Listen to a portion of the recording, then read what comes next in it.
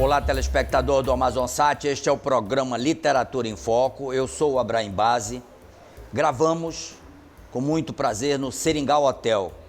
Recebo hoje o presidente da Academia Amazonense de Letras, professor doutor Aristóteles Alencar. Vamos falar de academia, vamos falar de história, vamos falar do seu mais recente livro. O senhor está na presidência da Academia, está completando 2 anos. E fizeram muitos lançamentos, alguns lançamentos inclusive com recursos deixados pelo anterior presidente, Robério Braga. Me fale um pouco dessa academia pujante aí, lançando livros, inclusive livros dos acadêmicos falecidos. Abraham, quando eu assumi, nós estamos concluindo o nosso mandato de 2 anos na Academia de Letras e coincidiu justamente com o período da pandemia. E em função da faixa etária dos acadêmicos e por medidas sanitárias, as reuniões presenciais foram suspensas. E o ex-presidente Robério Braga deixou conseguiu emendas parlamentares para a publicação de obras que foram lançadas em 2022 e agora 2023. E oportunamente criamos também o projeto Academia no Largo, que você lembra muito bem. Que houve lançamento de livros também na Banca do Largo. E existem outras obras de emendas parlamentares conseguidas na gestão atual que serão lançadas também. O que representa a academia hoje no contexto da cultura no Amazonas? A academia, Abraham, Eu me lembro, quando eu era criança, que eu passava pelo prédio da academia, na Ramos Ferreira, era alguma coisa assim muito esotérica, muito isolada. Mas se você observar hoje a Academia de Letras, você presencia regularmente as atividades, Academia de Portas Abertas, o projeto Jovem Acadêmico, você vê que as pessoas frequentam a academia. Existem visitas regulares às instalações da academia. Os turistas vêm a Manaus e procuram conhecer a academia.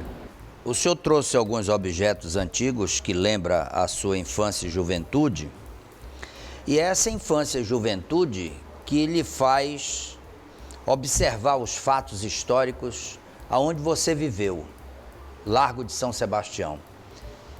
E eu sei que está saindo um livro aí, que já está no prelo, a gente já pode falar, sobre a história da Igreja de São Sebastião, com detalhes memoráveis, inclusive sobre o sino, um estudo muito profundo. Fale um pouco desse trabalho. O livro já está pronto, já está em forma de, como se chama, boneca. Só falta corrigir uma palavra só. Na realidade, trata-se de um trabalho literário do Frei Fulgêncio Monacelli, que foi pároco, morou em Manaus há mais de 50 anos e hoje se encontra na Itália. Ele escreveu sobre o centenário da Igreja de São Sebastião, de 1888 a 1988. E esse trabalho se encontrava, vamos dizer assim, perdido na igreja. E o pároco de então, o Frei Paulo Xavier, mostrou. E eu perguntei a ele se nós não poderíamos fazer a publicação desse material. E esse material vai ser publicado pela Academia. Inclusive, eu gostaria de registrar que várias fotos históricas desse trabalho você conseguiu para nós. É um prazer sempre ajudar. Há médicos que se dedicam exclusivamente para a medicina. Você é um estudioso da medicina, fez mestrado, doutorado, mas você tem uma veia para a história. Você tem um lado seu pessoal para a história, o que é bom e que de certa forma tem lhe permitido grandes pesquisas. Fale dessa experiência de como um médico, um cardiologista atuante, que de certa forma a história está presente na sua vida. A nossa geração de médicos teve a felicidade de encontrar professores ainda que que gostavam de literatura, que gostavam de música. Eram pessoas educadas, que nos ensinavam muito além da medicina. Nós tínhamos um professor no Rio de Janeiro, professor Nelson Botelho Reis, que inclusive foi médico do presidente Juscelino Kubitschek. As aulas de cardiologia do professor Nelson era uma aula de literatura. Aqui em Manaus nós pegamos, por exemplo, o professor Djalma Batista, que não foi aluno, mas o conheci pessoalmente, foi o patrão da minha turma, e membro da Academia Amazonense de Letras. Foi presidente? Presidente da Academia de Letras. O professor Paulo Lima, fluente no inglês, era um pianista excelente, educadíssimo. Então, a nossa geração encontrou pessoas com esse nível. E alguns alunos seguiram essa vertente. E é importante que o médico mais moderno, mais atual, também procure um pouco sair da literatura médica exclusiva. Porque ela é monótona, ela se repete, ela vai se repetindo. E veja o paciente com empatia. Eu falei para você agora, antes do programa, que eu tive uma conversa de aproximadamente 1 hora sobre um livro que eu estou fazendo sobre os médicos, os 100 primeiros médicos inscritos no Conselho Regional, e falei com o doutor Paulo Xerez. Paulo Xerez, eu conheci pessoalmente. Que vai completar 90 anos agora. Foi uma conversa de 1 hora, uma lucidez impressionante. Pediatra. Pediatra.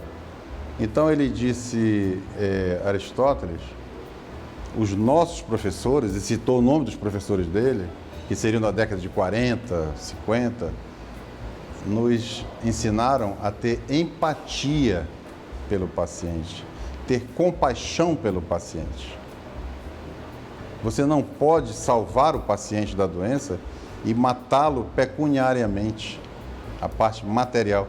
Então foi uma conversa maravilhosa. E nós precisamos que a nova geração de médicos e médicas busque um pouco o passado.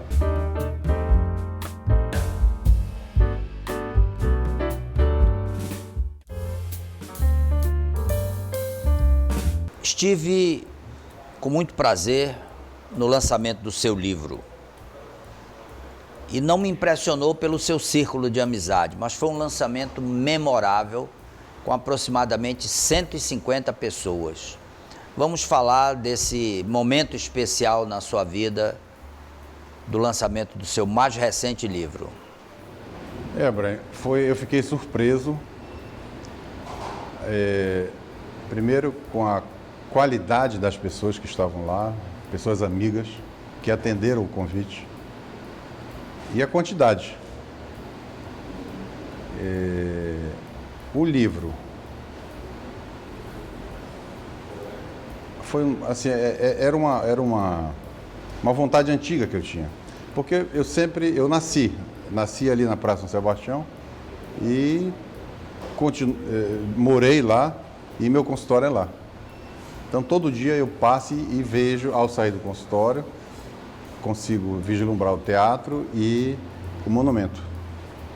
E agora, nessa altura da vida, já me pergunto até quando? Porque a vida tem um limite. Claro. E tem muito mistério. Eu vivenciei muitas experiências ali, naquele ambiente. Primeiro que as brincadeiras infantis, eu cresci ali. A juventude, e fatos pitorescos, por exemplo, foi um fato notório da briga de 2 políticos que marcaram um duelo com revólver, e nós ficamos na janela vendo. Então só um veio com o revólver na mão, esperando, e o outro passou em frente de casa no carro, olhando e seguiu, que ele morava mais ali embaixo. Quer dizer, aquilo foi um fato que nos marcou muito, porque se tivesse havido aquele duelo em pleno século XX, uma figura que marcava muito era o ex-governador Álvaro Maia. Que morou naquela área ali? Ali naquela área, ele passeava, ele usava uma roupa de linho branca e tinha uns cachorros ruivos, um cachorro peludo grande, e ele passeava ali. Então aquelas imagens todas ficam. Cujo cardiologista era o Oswaldo Said. Dr. Oswaldo Said, grande amigo. Aliás, um homem que foi um exemplo como político, como cidadão. Isso. Foi da Academia Amazonense de Letras. Academia Amazonense de Letras, entendeu? Então, aquele monumento, o monumento de abertura dos portos da Amazônia, ele é considerado um dos 3 monumentos mais bonitos do Brasil. A empresa brasileira de Correios lançou um selo. Foi lançado na praça, justamente, no Largo de São Sebastião, incluindo o monumento da abertura dos portos uma estátua equestre de Dom Pedro II, do Rio de Janeiro, e a estátua do Laçador, do Rio Grande do Sul. São as 3 estátuas, os 3 monumentos mais bonitos. Então, Abraim, você tem um monumento que tem mais de 100 anos, que é um símbolo, e aquilo me despertou a atenção. Você faz um estudo também sobre os sinos da Igreja de São Sebastião. Baseado justamente naquele trabalho do centenário da igreja que o Frei Fulgêncio havia escrito, e eu contactei com um rapaz que trabalha na Secretaria de Cultura, contratei o serviço dele, e ele fez as fotografias com drone, porque quando nós éramos pequenos, a torre da igreja era um local comum de brincadeira, mas só que a essa altura do campeonato não dá mais para subir ali com facilidade. E aqueles sinos, eles são, vou fazer agora em 2026, 100 anos, são sinos centenários. Agora é uma pena o estado que eles se encontram, por quê? Muitas fezes de pombo, e os sinos de bronze, alguns pesam toneladas, são 6 sinos que tem ali dentro, eles têm inscrições em latim, têm figuras, são ricamente ornamentados. E é um ponto que tem que ser revisto pelas autoridades de cultura, turismo, limpar os sinos e criar um acesso à torre para que o turista vá visitar. Uma verdadeira obra de arte aquilo. Interessante. Eu queria falar sobre um título que está no teu livro, chamado Cardiologia de Movimentos. Cardiologia dos Monumentos. Dos Monumentos, de Max Carpentier. Exatamente. O Dr. Max Carpentier é acadêmico da Academia de Letras, e durante o processo de criação desse livro, eu conversei com ele. Dei uma ideia, mais ou menos, e ele ficou encantado com a ideia e surgiu, ele escreveu, um dos prefácios ele coloca, a Cardiologia dos Monumentos. É a maneira que você... o que nós temos que fazer? Se nós temos a oportunidade de ver hoje, no século XXI, um monumento que foi construído em 1900, agora imagine, ele foi idealizado, foi construído na Itália, em 1899, e foi trazido através do Oceano Atlântico por barcos. Imagine se esse barco afunda.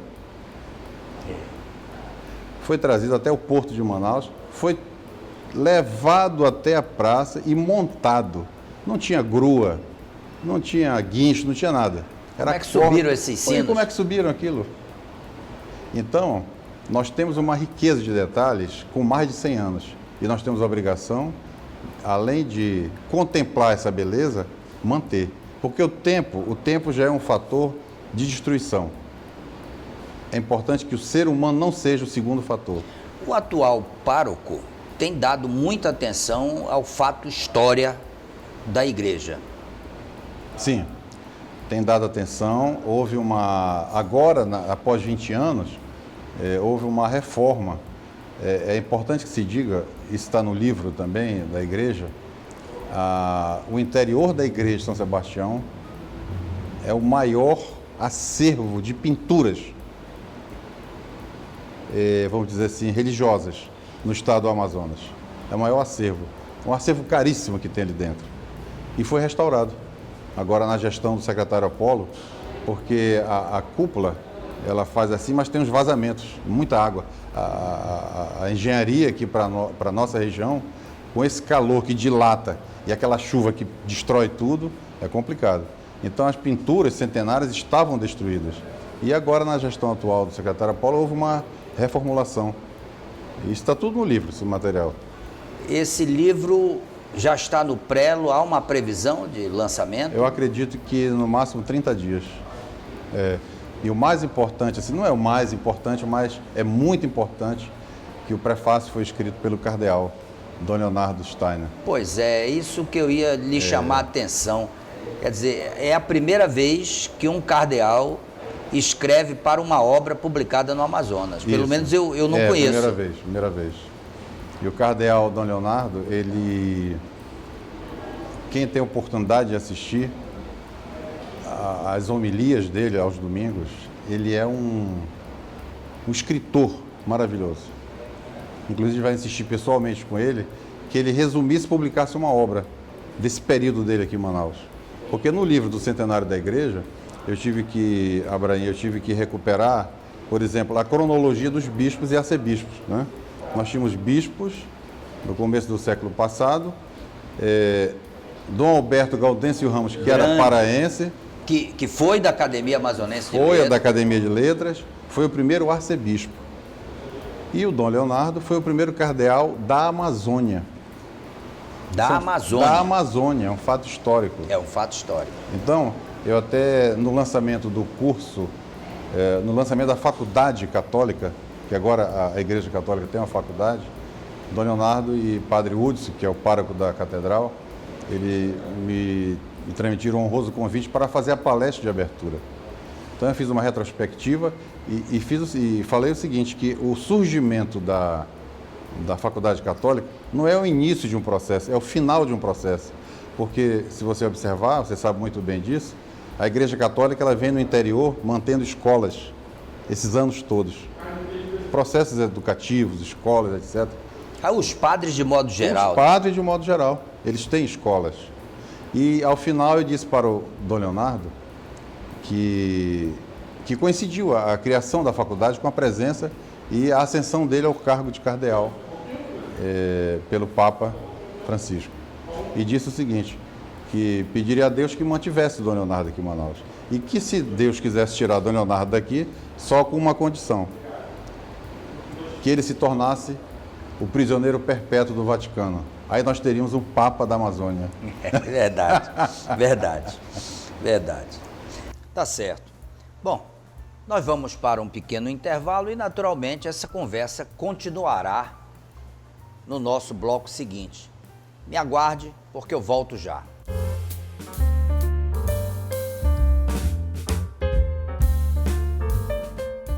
Aristóteles,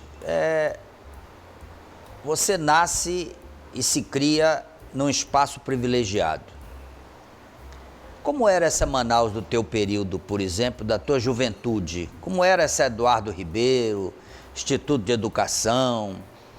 Às 11 horas as moças descendo e subindo, saindo da escola, o colégio estadual com a sua importância. Como era essa Manaus da tua juventude? É interessante, porque a época que eu nasci, o espaço não era privilegiado. Porque Manaus houve uma decadência após a borracha. Então o centro, ele, por exemplo, as pessoas de poder aquisitivo migraram para Adrianópolis, né? As mansões que foram surgindo, e o centro ficou decadente. Mas sempre envolto naquela, vamos dizer assim, naquela imagem de passado, evocando o passado, né? Trazendo lembranças. E logo depois, na minha juventude, Abraim, aí sim, houve uma degradação total do local. O centro ali, aquele centro largo de São Sebastião, era assim, entupido de carro, churrasquinho, barulho, tráfico de drogas na praça, diversas atividades ilícitas que ocorriam, até por falta de iluminação. Quando houve a revitalização pela Secretaria de Cultura na gestão do Robério Braga. Do secretário Robério Braga. Aí sim, houve uma melhora do espaço. Mas antes disso era extremamente complicado. Ao sair do consultório, eu tinha que sair, botar a bolsa no carro, voltar, fechar. Eu não tinha aquela tranquilidade de você sair como tem hoje, tá? Então, agora, o que marcava da minha infância era a tranquilidade do local. Primeiro que não passava carro ali.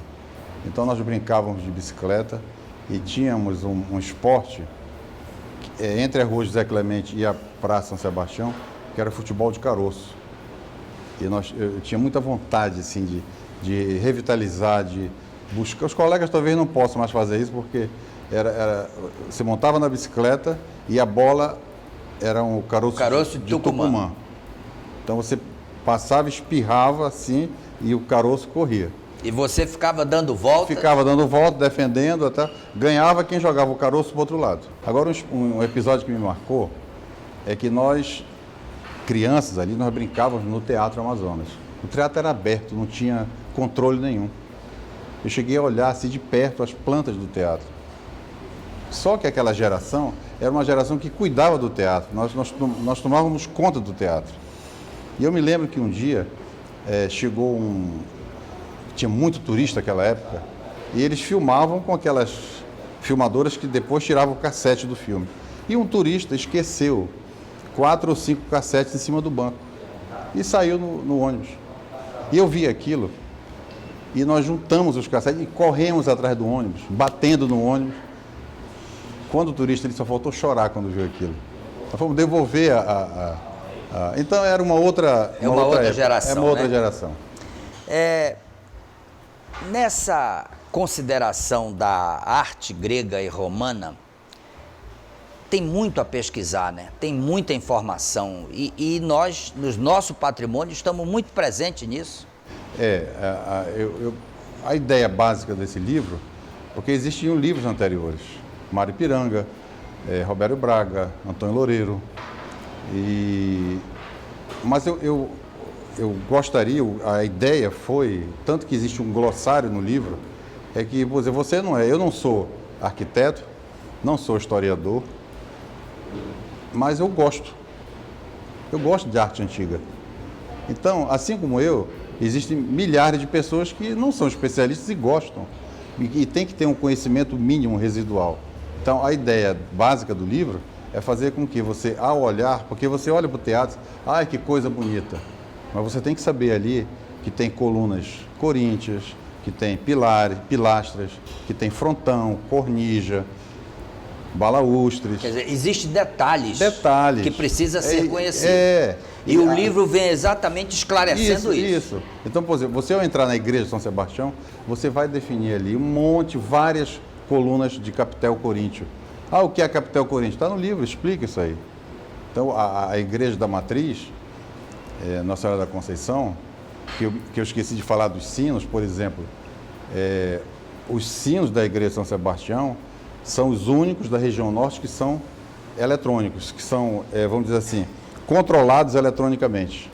Então, por exemplo, você tem um painel ali dentro, que foi colocado pelo Frei Evaristo, você pode colocar Ave Maria. Se for uma marcha fúnebre, você coloca, os sinos vão tocar. E vão tocar exatamente aquilo está programado para isso. Está programado. Agora, uma pena muito grande, os sinos da catedral são sinos portugueses, do século retrasado. São 8 sinos, são 2 torres com 4 sinos em cada torre. Apenas um sino funciona. 7 sinos estão rachados. Então, você imagina se aqueles 8 sinos tocassem o Ângelus, a Ave Maria, alguma coisa assim, entendeu? Então nós teríamos que, é um ponto turístico, as pessoas iriam assistir. E a catedral foi uma referência nos domingos da cidade de Manaus, que após a missa iam tomar café no Mercado Adolfo Lisboa, em seguida eu para o Porto assistir às disputas de remo, que havia muito no Porto de Manaus. Então eu acho assim, a ideia do livro é que nós possamos, além de olhar, admirar, contemplar os monumentos. Você falou em Mercado Adolfo Lisboa, lá tem um sino, 1880, alguma coisa. O sino não tem um badalo mais. E a costela do sino, a beira dele, está toda ruída. O que significa o quê? Alguém, para tocar o sino, pegou um martelo, alguma pedra, e tocou ali, e bateu ali, danificou. É um sino lindo que está lá na porta do teatro. Então isso é um descuido. Então, a intenção do livro é fazer com que você aprenda a amar, a admirar, a contemplar e preservar os monumentos, que ali a nossa história reside. Pois é, mas essa beleza natural desse patrimônio histórico te levou a estudar tudo isso. Você é um homem erudito, você vem no carro ouvindo músicas clássicas e passa para suas netas isso, passa para a família. De onde vem esse gosto pela arte, da musicalidade, por exemplo, da música clássica, né? O vovô era neto de escravos, era negro, neto de escravos, mas era fluente no francês e tinha uma escola chamada Augusto Conte, ele era positivista, E ele fez com que todos os filhos tocassem instrumentos. Então, por exemplo, papai, eu descobri depois que o papai era pianista. O papai, nós tínhamos o piano em casa e ele tocava o Rancho Fundo, de Ari Barroso. E eu conversando com a professora Ivete Biapina, e disse para ela, professora, o papai só tocava Rancho Fundo. Ela disse, não, o seu pai era pianista clássico, ele estudou 7 anos com a professora Maria Augusta Bacelar, que era viúva do governador Pedro Bacelar. Alcântara Bacelar. Que comprou o Palácio Rio Negro. E era a madrinha dele. 1918. Eu conhecia a professora Maria Augusta, eu era criança, bem criança, a professora Maria Augusta bem idosa já. Então, e ela disse assim, nós trocávamos partituras, eu e teu pai. Foi quando eu vim saber que ele era pianista. Então, o vovô, ele tinha esse espírito musical. E nós tínhamos em casa, por exemplo, uma eletrola Philips, daquelas que você abria a tampa, né? E disco, você colocava o disco, caía um por um. E quem dava assistência era o seu Azevedo, da TV Lá. Da TV Lá. Comendador José Azevedo. Comendador, grande amigo. Ele sempre perguntava, cadê a eletrola do professor? E nós tínhamos um disco de ópera, Thaís, eu acho que é de Júlio Massenet, se eu não me engano, que eram 4 LPs. E eu escutava aquilo, primeiro porque o papai não tinha muito recurso, né? Eram professores, não podia ficar comprando disco toda hora. E eu sempre escutava aquilo. E tinha o libreto em francês. Eu comecei a estudar francês com a professora Liberalina, que era muito amiga do papai, e adquiri esse gosto pela música. O papai gostava muito de música também. Professor Aristóteles, vamos fazer uma pausa rápida, mas essa conversa vai continuar em seguida e eu peço licença de você, telespectador. Mas vamos voltar já, me aguarde.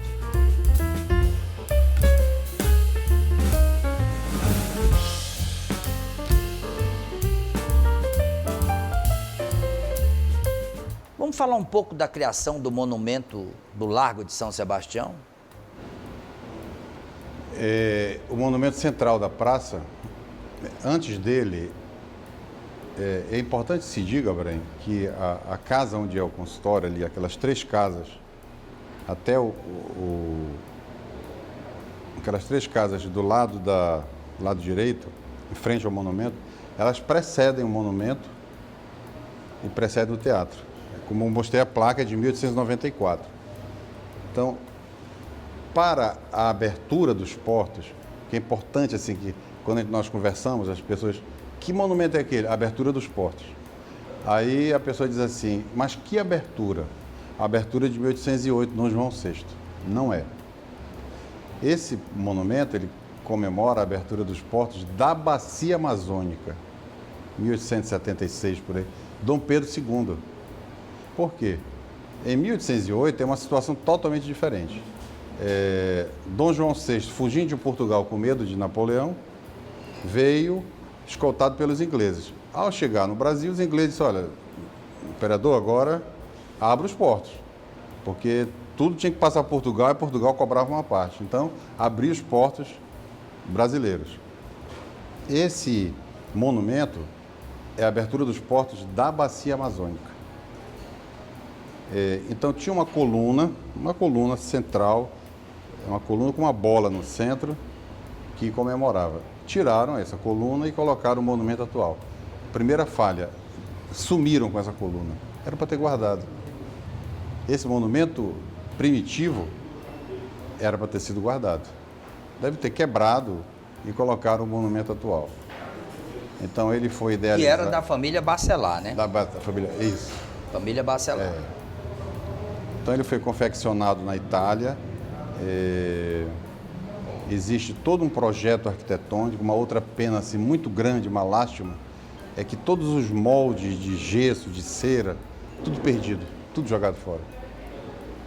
Então aqui foi feito na Itália, confeccionado na Itália, e nós observamos o seguinte, a parte de baixo das barcas existe realmente G. Bastianelli, é a Fundação Bastianelli, 1900.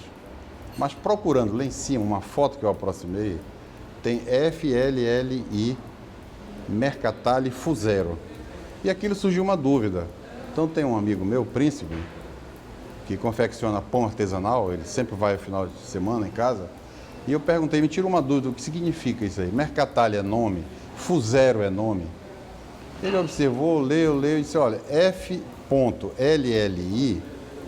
significa fratelli, ou seja, o plural de fratello. Fratello é irmão. Fratelli é irmãos. Mercatali, fusero. Então, os irmãos Mercatali fundiram. Aquela estátua lá de cima é fundida por outra fundição. Foi muito interessante essa observação. E esse estudo é um livro diferente, porque ele traz detalhes importantes do monumento que não se vê fácil, não se encontra fácil. A pessoa olha para o monumento tira uma foto, acabou. Quer dizer, o livro traz detalhes desse estudo. Detalhes e que não haviam sido escritos ainda. Quer dizer, descritos. É inédito, né? É inédito. Material inédito. É inédito. Então você encontra simbologia, por exemplo, na barca da África, as laterais da barca tem najas, cobras, que eu fotografei, ampliei a foto no computador e eu não sabia o que era. E apareceu alguma iluminação, alguém me ajudou e o pesquisador tem isso também, né? Por exemplo, ali a cabeça da mulher da barca da África, que tem uma criança em cima segurando presas de elefante, ela é descrita como uma cabeça de uma mulher egípcia. Mas ela está muito enfeitada para ser uma mulher. Eu pensei, trata-se de uma rainha egípcia. E pensei em Cleópatra. Aí consultei a curadora de arte egípcia do Museu de Nova York.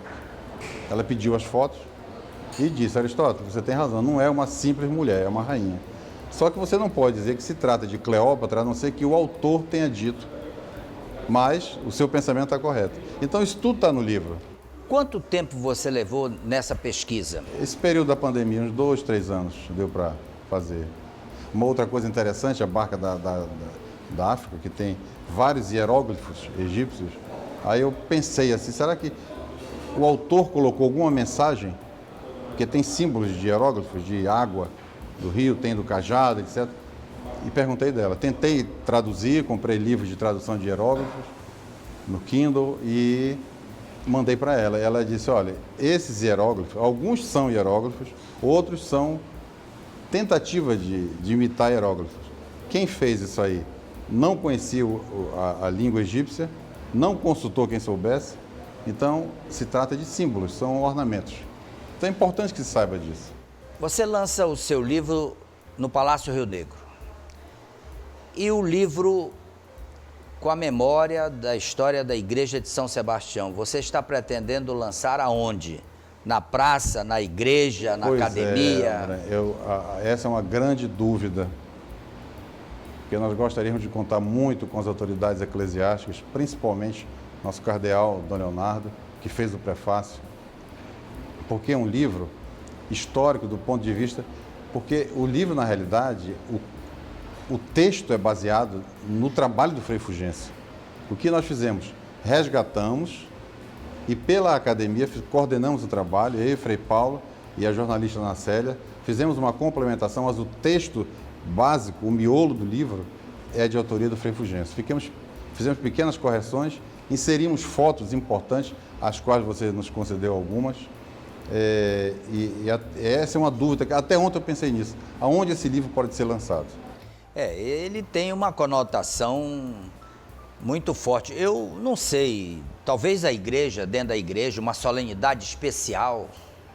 Porque olha só. Após uma missa solene, né, com a presença do cardeal, de repente... Eu acho que valeria a pena porque durante o processo histórico da Igreja Católica aqui no Amazonas, os grandes eventos eram precedidos de cerimônias religiosas. Não que não fosse uma missa, mas pelo menos uma solenidade interna na igreja. E grandes momentos foram passados dessa forma que você está falando. Eu confesso que a sociedade está à espera desse livro. Há uma ansiedade muito grande. E tem a história da torre, porque a São Sebastião só tem uma torre. E diziam que a outra torre vinha no barco e afundou. Isso nunca existiu. Não, nunca existiu. O Frei Fulgêncio acaba com essa dúvida. E eu ouvi assim por alto que o cardeal Dom Leonardo gostaria de construir essa segunda torre agora.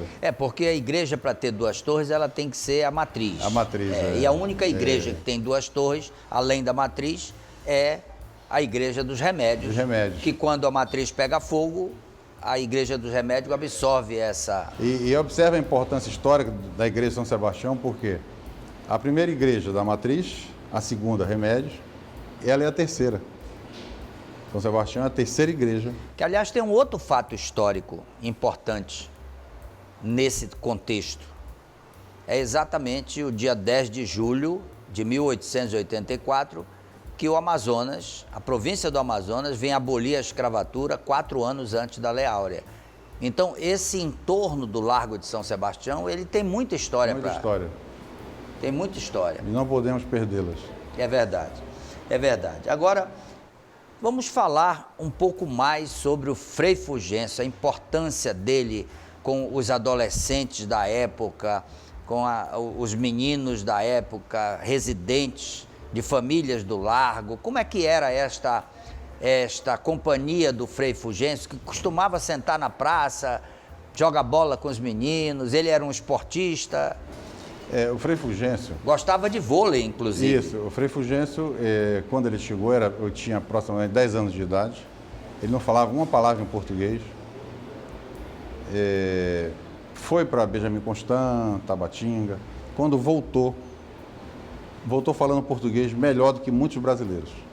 Ele criou a Juventude Franciscana de Manaus. Eu tive a oportunidade de ser o presidente fundador. A Divina Providência, o antigo prédio, ele transformou numa quadra de vôlei, então ele atraía, ele tinha um time de vôlei, ele criou o coral de música, ele cantava muito bem, ele era barítono. Era autor de Era música, tenor, aliás, ele era autor de músicas e foi um intransigente defensor da igreja. Aristóteles, você defende e trabalha esse culto aos monumentos, você cria um vínculo de respeitabilidade com a história e com o monumento que foi erigido naquele local. Faz parte dessa índole de respeito ao monumento. Fale um pouco disso. Abraim, como eu falei, a nossa geração de crianças, primeiro que nós tínhamos acesso ao teatro em todos os espetáculos. Nós tínhamos o Bonatti, que era o vigia do teatro. Nós tínhamos um acesso pela lateral. Depois que começava a peça, nós entrávamos e assistíamos normalmente, educadamente, porque não tínhamos recurso para pagar. Né? E brincávamos no teatro, como disse a você, e nunca danificamos o teatro. Nunca. Muito pelo contrário, eram verdadeiros guardiões daquele local. Esse espírito, nós brincávamos no monumento de espada, as barcas, você tinha um cabo de vassoura e brincava como se fosse espada, sem danificar o monumento. Então, para a nossa geração, você vê pessoas que entram, jogam um copo, urina, defeca, sabe, é uma agressão muito grande o que se faz ali. Aí começaram a tirar pedaços do monumento, pontas de âncora, mão daquelas crianças, para derreter e provavelmente comprar droga, alguma coisa. A Secretaria de Cultura, na gestão do secretário Robério, encontrou o monumento todo dilapidado. Tiravam letras daquelas frases, é um negócio assim absurdo, que não se admite isso. Né? Então, a nossa geração, a preservação dos animais, a preservação dos monumentos, nós tínhamos isso. Para você ver, teve um episódio que é uma pena que eu não registrei, tinha uns 14, 15 anos, chegou um senhor com um caminhão cheio de feijão, espalhou na praça para secar o feijão. Resolveu fazer a fazenda dele na praça. Na praça, espalhou o feijão todinho na praça. Subiu com o caminhão na praça e espalhou com a pá. E durou uns 2 dias aquilo, aí a polícia foi lá e mandou ele tirar, ele ficou com raiva. Falei, não, eu estou secando meu feijão aqui. É um negócio assim. Porque quando você viaja assim para o exterior, as pessoas que estão mais amadurecidas do ponto de vista do patrimônio, é um cuidado, você não pode... Você viu agora no Coliseu, um casal de namorados, eles foram... o rapaz era do leste europeu, escreveu o nome dele no Coliseu com a moça. A polícia pegou, prendeu, e ele está respondendo o processo, uma multa altíssima. Eu não sabia que isso... Entendeu? O Coliseu é um negócio de 2.000 anos. É, verdade. Que, aliás, existe uma cidade em Portugal, chamada Braga, que foi fundada pelos romanos e que eles têm um respeito muito grande pelos romanos, que faz parte da história deles. Isso. Agora, esse culto ao monumento, esse cuidado da restauração, como é que você analisa a restauração do nosso monumento hoje? Como é que você vê isso hoje? O monumento da praça está tranquilo, vamos dizer assim, está numa fase boa de manutenção. Agora, durante a confecção desse livro, eu diariamente tinha que ir lá fotografar, porque inclusive de vários horários. Porque tanto uma observação que você vai encontrar no livro, o Tribunal de Justiça, o Teatro Amazonas, o Monumento e a Beneficente Portuguesa, eles estão numa mesma linha de colocação. E são todos voltados para o nascer do sol. Então eu tinha que vir para cá às 6h30 da manhã e fotografar a fachada deles nesse horário. Porque à tarde o sol já fica ao contrário, né? E toda vez que eu vinha ao monumento, eu pedia permissão aos guardas ali para recolher lixo, muito lixo ali dentro. Muita garrafa plástica, saco. Você não podia tirar fotos com aquele material não podia tirar. Forma. Aí ele, pode entrar, entra aí. Quer dizer, muita sujeira. Esse grande largo de São Sebastião, ele também tem um outro fato histórico que você convive com muita frequência. Por exemplo, a Rua Marçal. O Marçal, um português, alfaiate, vem para cá em 1850 e participa da fundação da província do Amazonas. O Marçal participa da fundação da Beneficente Portuguesa e da maçonaria, a primeira loja maçônica. Então, as pessoas transitam ali pela Rua Marçal e não têm a menor ideia da importância dele no contexto da história do Amazonas. Como falei antes, a Rua 10 de Julho, a mesma coisa. Agora, o que você está planejando para o futuro da Academia Amazonense de Letras? Você está terminando o mandato, há uma possibilidade de uma nova gestão ainda sob a sua presidência. O que você está planejando fazer nesse novo ciclo da Academia? Antes dessa resposta, Abraim, a questão da preservação dos monumentos, você vê que a Secretaria de Cultura, ela tem um limite de orçamento. Então ela faz, restaura, pronta. E existem pessoas que vão lá e riscam, quebram. Por exemplo, roubam. Tinha a placa em frente às casas dos moradores antigos. Identificando os moradores. Isso foi retirado. Roubaram todas as placas. Que era um rapaz que viciado, dependente químico, mas conseguiram recuperar as placas. Então, isso não é culpa da Secretaria. Claro. A depedração não é culpa, entendeu? É o ser humano que tem que ter cuidado para não... O secretário Marco Apolo tem sido um dedicado e tem feito um bom trabalho. É o atual guardião desse belo patrimônio. Exatamente. E vamos falar de academia. Há um projeto para uma reeleição que está às portas e você... O que você está pretendendo? Olha, eu, assim, particularmente, a academia, ela você lida com pessoas de nível de cultural elevado. Eu fui aceito na academia e agradeço até hoje a oportunidade de estar lá, porque mesmo não sendo escritor, eu sempre digo, eu sou prescritor, eu prescrevo receitas, apesar de gostar muito de literatura, mas pela benevolência dos acadêmicos e acadêmicas, eu fui aceito nesse meio, que eu fico muito orgulhoso. O mandato de presidente é um mandato que puxa muito emocionalmente. Além da academia, o que você pretende fazer mais? Você lançou um livro, está com outro no prelo. Tem um livro dos médicos aí, que eu estou sabendo que você está fazendo uma pesquisa também, os 100 mais antigos médicos de Manaus. Na realidade, são 2 livros, um está pronto, já está em fase final, que eu coloquei o título Reclames Médicos, porque a nossa geração pegou o termo reclame como propaganda. Não é isso? Reclame. Inclusive no cinema, né? No cinema, reclames. A gente está passando primeiro o reclame antes do filme. Do filme, Então, esse está pronto, são reclames médicos do século XIX até metade do século XX. É impressionante como aqueles médicos daquela época, as doenças principais seriam a blenorragia, sífilis, malária, e hoje continua ainda, continua. E eles tratavam sem muito recurso. Então, a partir da análise, da propaganda e da reportagem daqueles médicos, ficou um livro muito interessante. O outro, em fase de conclusão, são os 100 primeiros médicos inscritos no Conselho Regional. O que aconteceu? Aquela geração antiga não queria a criação do Conselho, que foi criado por Getúlio Vargas.